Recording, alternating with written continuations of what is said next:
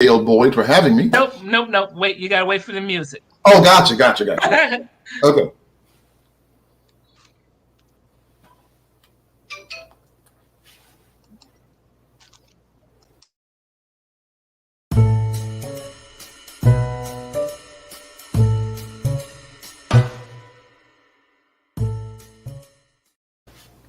Hello, everybody. Thank you very much for joining us this afternoon. My name is Scotty Barnhart, and it's a pleasure to be here with you.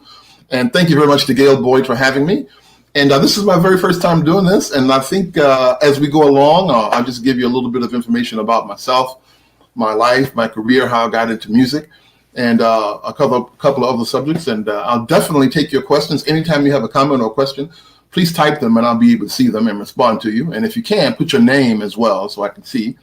And so the first thing is, how did I get into music? Well, I was born and raised in Atlanta, Georgia, and in 1964. And my mother is a vocalist and a pianist. And my grandmother, her mother, was also a vocalist and pianist. And so I guess in the womb, I was always hearing my mom sing, play piano, play organ. And she was always in the choirs at church and everything. So when I was born, every Sunday I was in church, every single Sunday.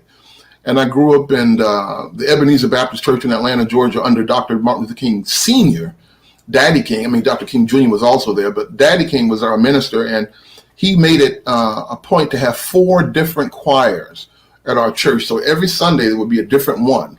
One of them was a church choir that my mother was in, and they would do Bach, Handel, things like that. Then there was a male chorus. There was a children's choir that I was in at one point when I got to be a teenager. And then my favorite choir was called the M.L. King Choir.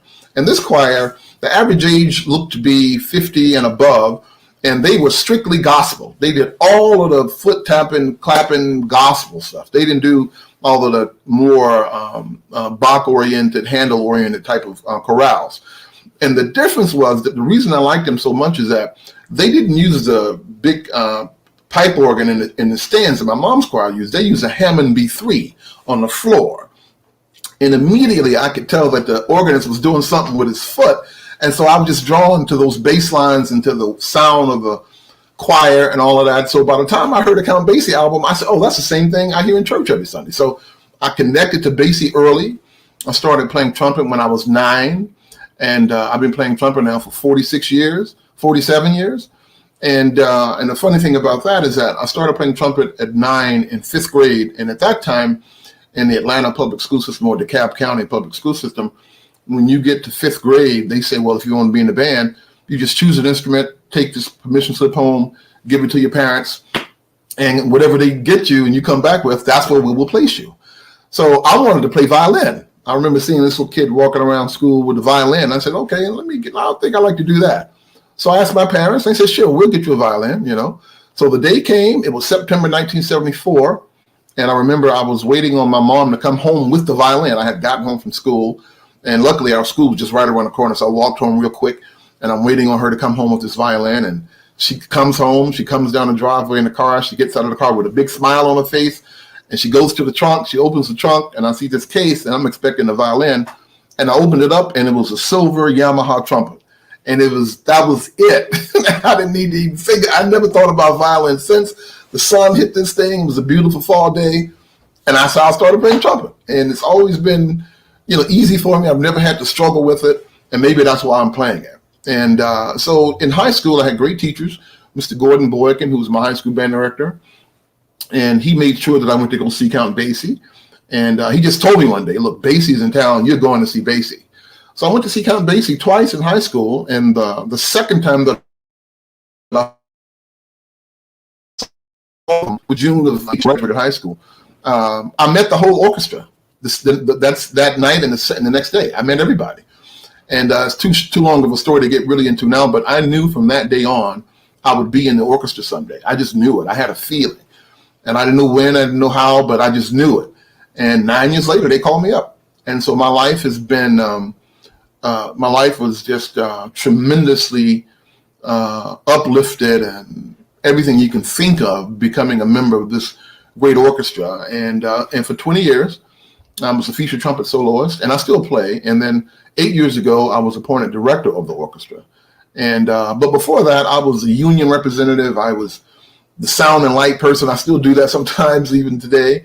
And I was just doing all things, that the orchestra needed to do. And right before the Basie Orchestra called, I was on the road with a great pianist by the name of Marcus Roberts. Marcus was Wynton Marsalis's pianist for 6 years.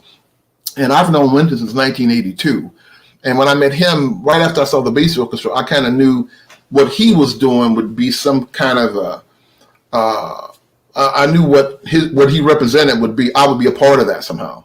Not necessarily the young jazz movement or anything, but more specifically jazz trumpet. And so he and I became friends in July of 1982. And I, he's always been able to call and play with the phone. I mean, the stuff that he would do. And so we've since recorded together. I've toured with Lincoln Center a couple of times. And it's just, I just had a very wonderful life as a musician. And I'm always just trying to learn. That's really what I'm trying to do. I'm just really trying to learn. And that never stops. And that leads me to my latter part of what I'm doing. I've been a professor of jazz trumpet at Florida State University since 2003. So I'm in my 18th year there, and I love working with students.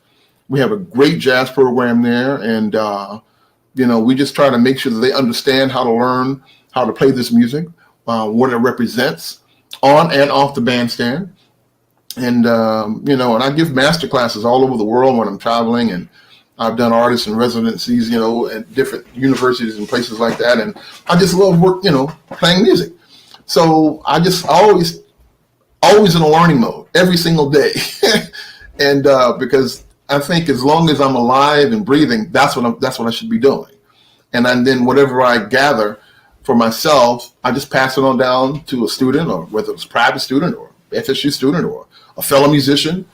And if I see somebody doing something that I like, I try to figure out what it is they're doing. If they're writing something a certain way, I try to figure out what they're doing. And I'm just always trying to be in a learning mode. And the old saying, if you do something you love, you'll never work a day in your life. So I don't ever work. I just do what I love to do. I'm making music, studying it, teaching it, traveling around the world with some of the greatest musicians playing it, and trying to make sure Mr. Basie's legacy is continued for many, many, many more centuries, even after I'm gone. This man's music and what he created for us is just timeless, and it's extremely important, not only to America, but to the world. And so that's kind of what I'm doing. So I'm looking at some of your questions here. Let me see. And before we do that, one of the things they wanted me to get to you is what I've been doing during the pandemic. Well, we wouldn't be doing this on Zoom if there were not a pandemic. So for me, it's, only in the last month or two, I can honestly say that I've actually started thinking about the fact that I'm home all the time. I never really thought about it too much before that. I mean, because I'm always doing something. I'm practicing, I'm teaching, I'm, not necessarily out playing concerts, but I'm in a music mode all the time, listening, and conversing with my buddies, my students. So up until the last month or so, it didn't really dawn on me that, damn, I'm home every day, And so now I'm really, really anxious to get out and to start playing a little bit more, getting back into the swing of things. And things are beginning to open up even here in Tallahassee locally. Because when our students have a concert, like last night, my student group had a concert, and I was the only one in the audience. I mean, we can't have audiences yet. And so I'm just ready to start playing again.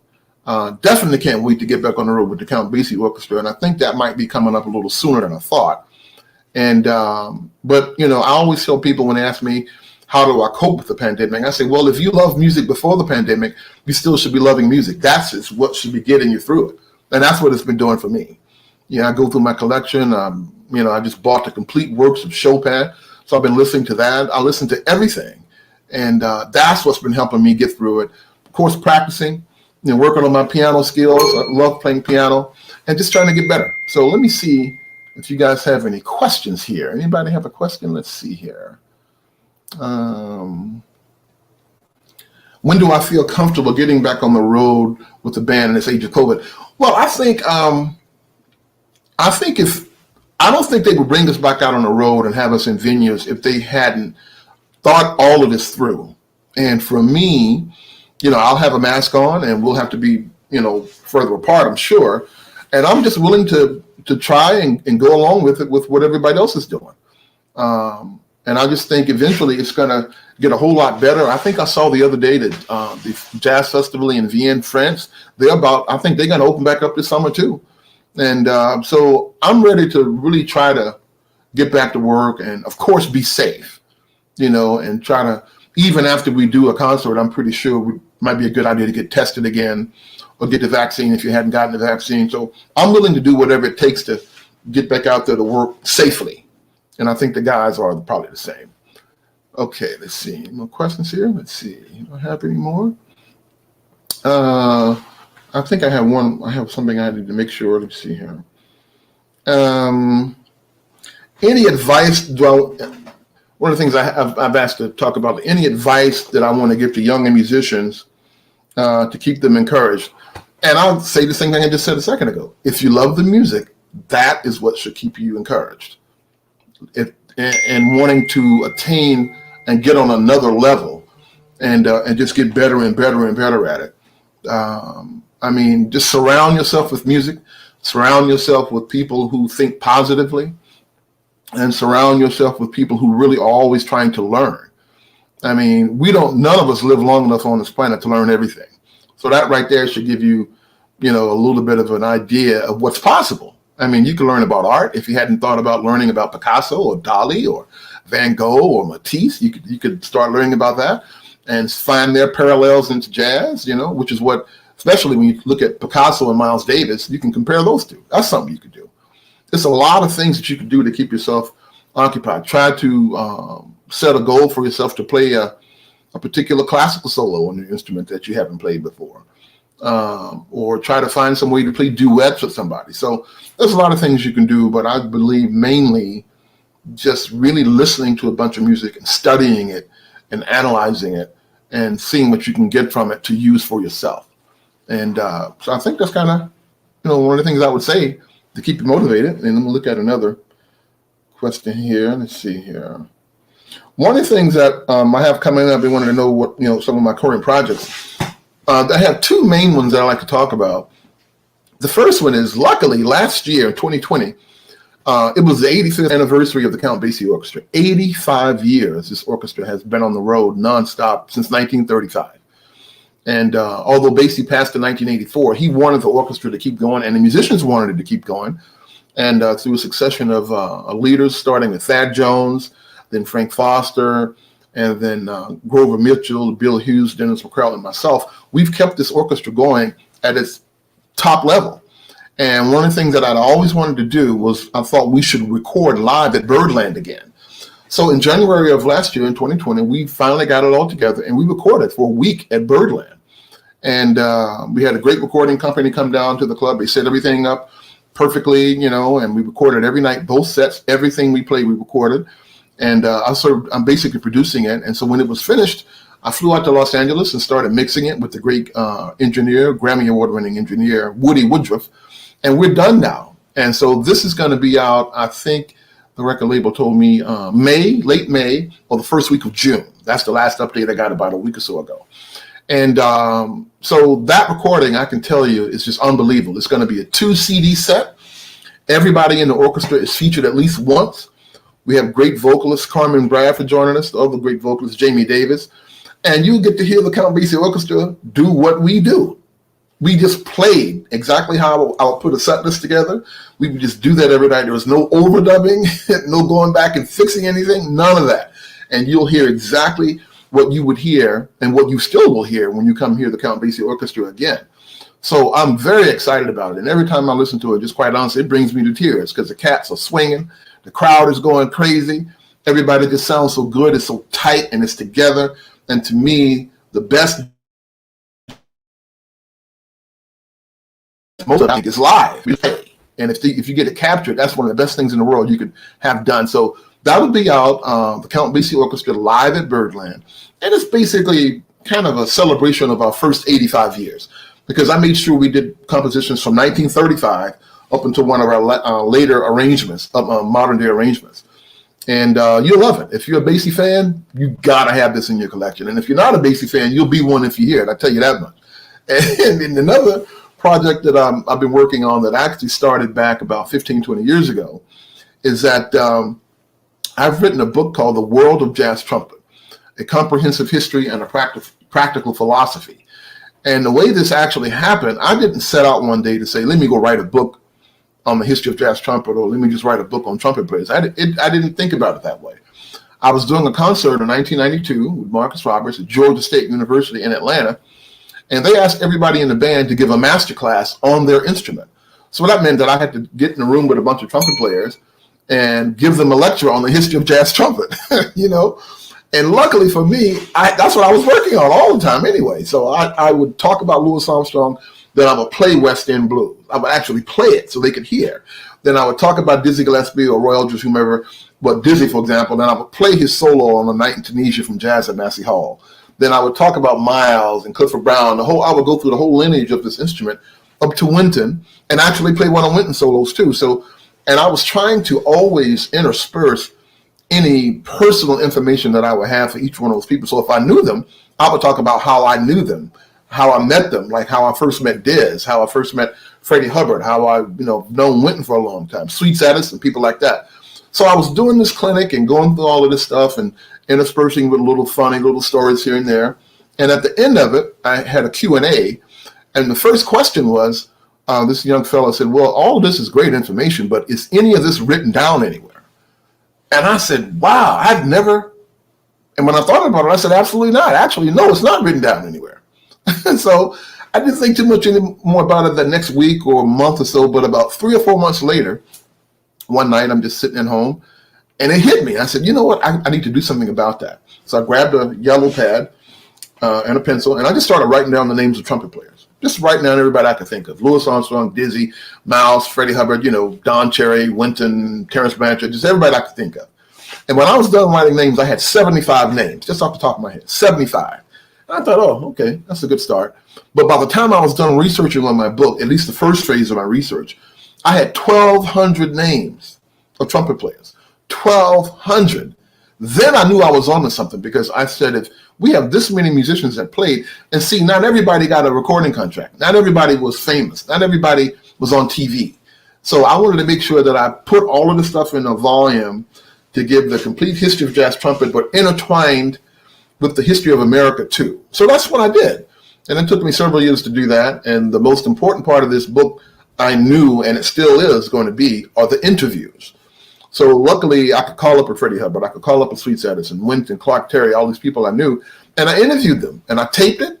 And I did 21 interviews initially, but we only put 15 in the book, the first edition of the book. And Clark Terry and Freddie Hubbard wrote the foreword for me. I also wrote the very first chapter ever written on women jazz trumpeters, who women in jazz just traditionally had just been completely ignored for the most part by historians, and I could never understand that because they contributed so much and still are. So I made it a point to write the very first chapter on women jazz trumpeters, talking about Cora Bryant and Norma Carson and Valeda Snow and Dolly. All of these musicians. And so fast forward, that was the first book was published in 2005. And I knew I needed to update it. So I'm at the point now, I'm close, a few months away from having the updated version finished. And the updated and revised version will have 50 interviews. 50. I went back and got people that I missed before, Doc Severinsen, John Faddis, Arturo Sandoval, Terrence Blanchard, Nicholas Payton, Wallace Roney. Here's his last interview. Claudio Roditi, Ingrid Jensen, Eddie Henderson. The list goes on and on and on. So I only have about 3 or 4 more of those to do with a couple of expanded areas and a few chapters. And I hope to be done with that by June. And I'm hoping for a fall release, a fall publication, I shall say. And hopefully this will inspire more people to really learn about the history of our music. And because it's not only history, it's a history book, but it's a practical sort of a guide for anyone who might be thinking about learning how to want to be a jazz trumpet player or even any instrument. You can probably transfer some of the information to other instruments, but those interviews are absolutely fascinating because the way that I did them is that for the first 3 or 4 questions is very specific to whoever that particular trumpeter is. And then the last 3 or 4 are questions I ask everybody. So you can get this, you can hear the same question, but get a different answer from everybody. And to me, that's fascinating. I ask somebody, for example, well, what do you think about this person? They'll say something. I'll ask the next person, well, what do you think about this person? And they'll say something totally different. So it'll be a bunch of information that I think will do us all well to have documented in one volume. And I'm just, and it maybe another 20 years I do a third edition or something like that. So those are the main two things that I'm working on. And you can find the book now in its original version, hardback copy, on Amazon. It's called The World of Jazz Trumpet. I should have bought up a copy. I have one here somewhere. But The World of Jazz Trumpet, A Comprehensive History and Practical Philosophy, published by Hal Leonard. And you can find some used copies and also a Kindle edition. But the newer version will be out later on in the year, and I think you'll enjoy that too. So that's what I'm doing as of late. Let me see if I have any questions here. Let me see here. How many women? Oh, how many women in the book? Jazz trumpeters, as far as I would probably say about between 20 and 30 that I've been able to find information on.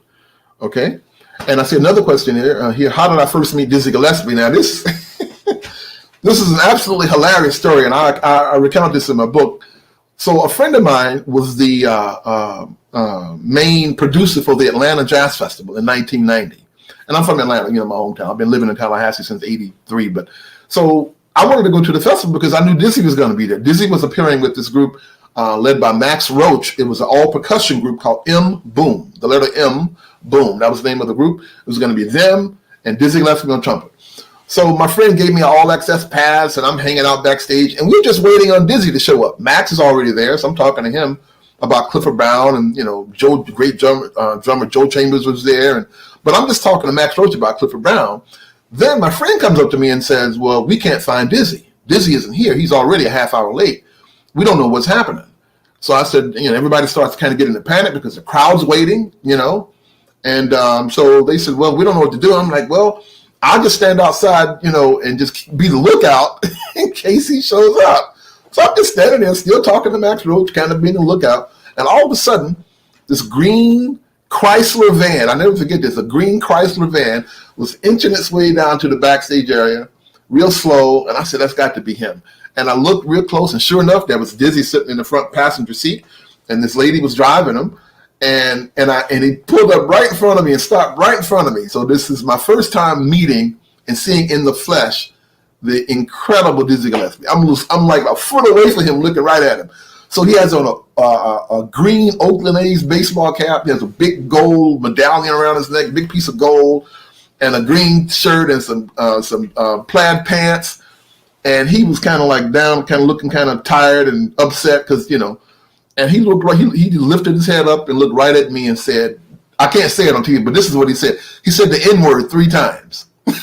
He said, I said, So anyway, he gets out of his car, and these people are trying to rush him.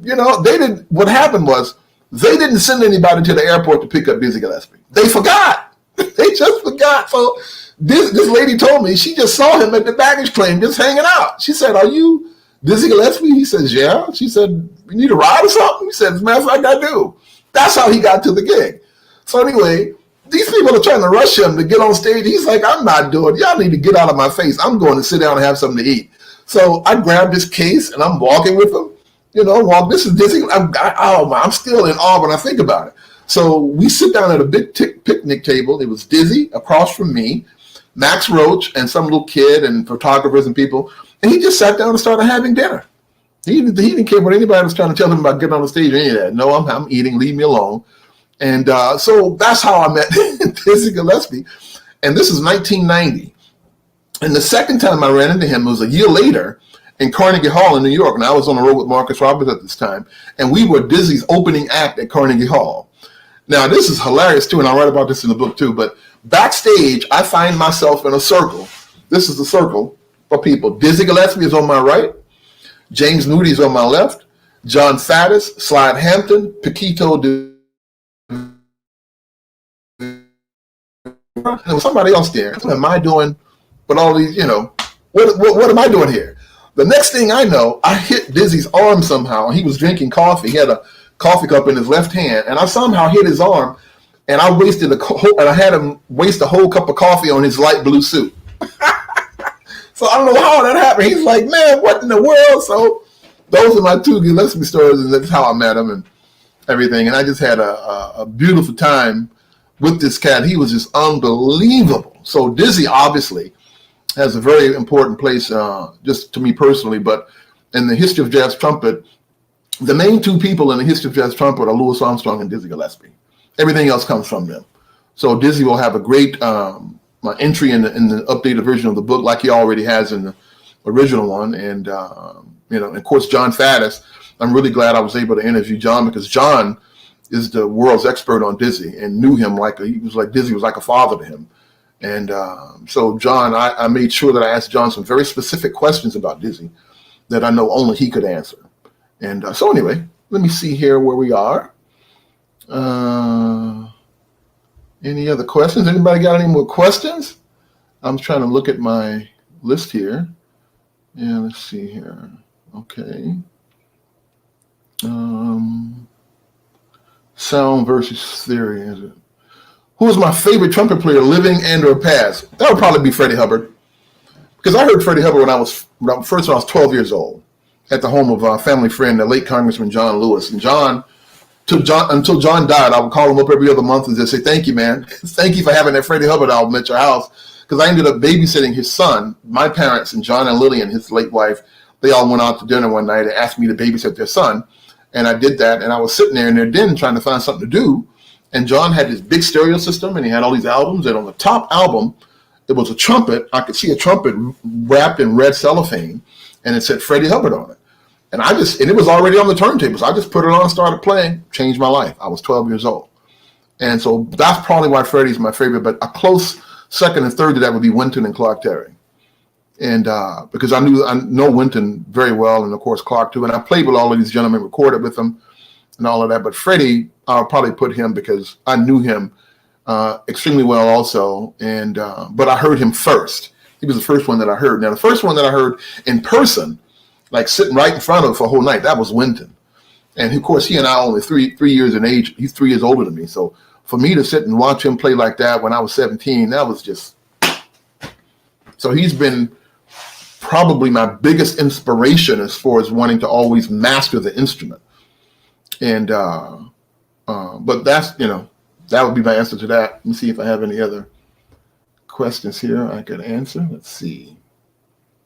We only got another minute or two, but let's see here. Do I teach? Another question from Paul Carr. I got a couple minutes. Do I teach from the perspective of sound or theory? And what is the percentage? Actually, I don't think about neither one of those things. I teach from the perspective of history. Because if you break it down to if you try to just narrow it down to sound or theory, you're going to miss the whole boat. That's what Freddie Hubbard was telling me one day. So what happens is when we start talking about sound and theory and all this kind of stuff, that's not what the early musicians were thinking. When Louis Armstrong was on stage, he's not thinking about theory. He's not thinking about sound. I mean, he may be thinking about trumpet sound, but I don't think they broke it down and thought on those small terms. To me, those are small terms. Not to belittle the question, but that's a small way of looking at it. I think you have to approach this music and teach it. For me, this is just my own personal opinion, in the context of the entire history of what you're dealing with. So if you're a young bass player, for example, and you want to learn how to play jazz bass, you got to start talking about Pops Foster and those guys that were back there playing in 1900 with Buddy Bolin. Then you work your way up through, and as you work your way up, you find out what each person contributed. Like who was the first person on bass start walking in 4/4 time that we know of. And a lot of people say it was either Milt Hinton or Oscar Petters or somebody, I forget who it was. But my point is, if you go through a historical overview of what you're teaching, you won't leave anything out. History doesn't allow you to do that. So what happens is a lot of times when people are teaching jazz, they just get their own little pockets and stay there. I try to do a broad way of understanding what happened in the totality of everything. Then after that, if I want to, focus on a particular era, I can do that. But that's kind of what my answer would be to that question. And of course, I can't answer that in 15 seconds. We can talk about it further. You can email me if you want. And my email address, by the way, if anybody wants to do that, is my initials twice, SBSBJazz, JAZZ, @gmail.com. You can email me, ask me any kind of questions, and we can keep going. So I think I only have another minute or so. Let's see here.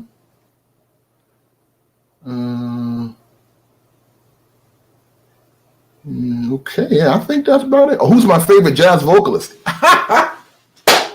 Sarah Vaughan, bar none. Sarah Vaughan to me, and I think the main two reasons I love Sarah Vaughan. She was a great pianist. That's number one. But you can tell that by how she sings. I can usually tell a vocalist that doesn't play piano, because playing piano gives you a whole different dimension of how you can do things. It just does.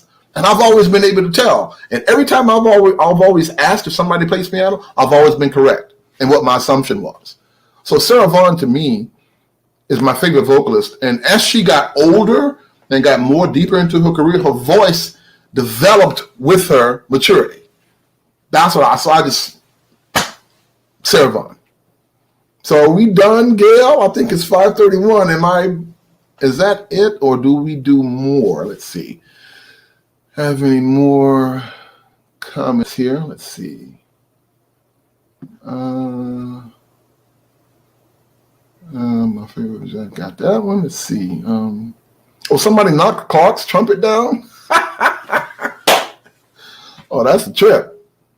Let's see here. I think we're done.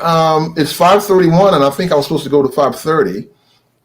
And but thank you all very, very, very much. I appreciate it. And again, if anybody wants to email me, please do so at sbsbjazz@gmail.com, and I'll be glad to answer any other questions for you or anything you want to talk about. Okay. Thank you very much.